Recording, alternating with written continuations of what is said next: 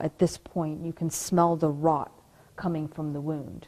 This patient has been lying here like this for 4 days now. Arwa interviewed one of the doctors, the few doctors that was taking care of people that were being wounded in this onslaught. And he started to cry.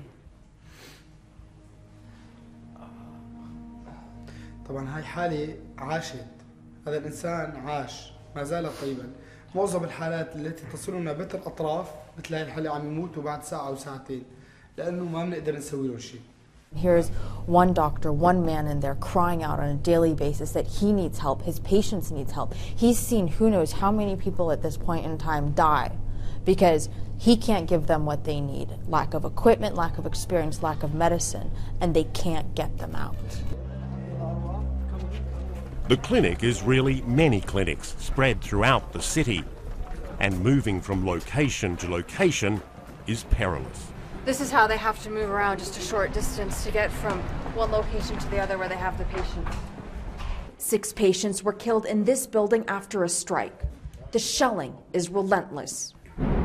What they've had to do, because the clinics keep getting targeted, is try to distribute the patients around. So they have a number of houses in the vicinity where they also have these makeshift clinics as well.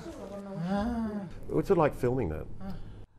Well, you've got to be respectful, so it's kind of tough filming to actually, one, show how bad it actually is, but 2, not get intrude too much. So, you know, it is tough.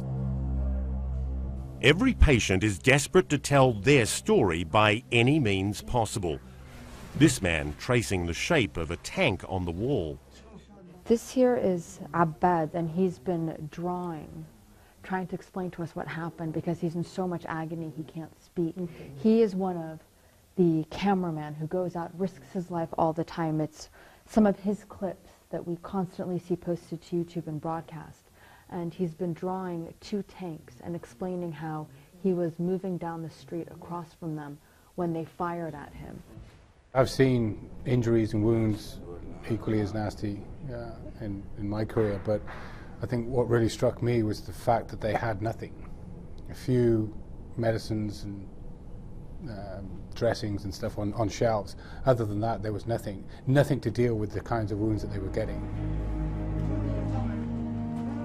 Aboudi was a 19-year-old young man. We saw him outside the clinic. He was barely hanging on. There was this young woman who was treating him.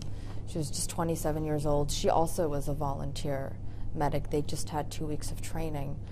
And you could hear the anger, the frustration, the sorrow, the sheer emotion in her voice when she was talking about how this was a young man just at the beginning of his life. He was actually engaged to be married.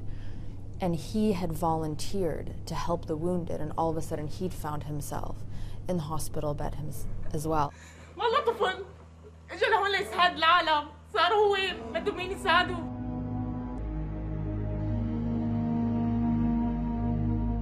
Just hours after this video was taken, Aboudi died.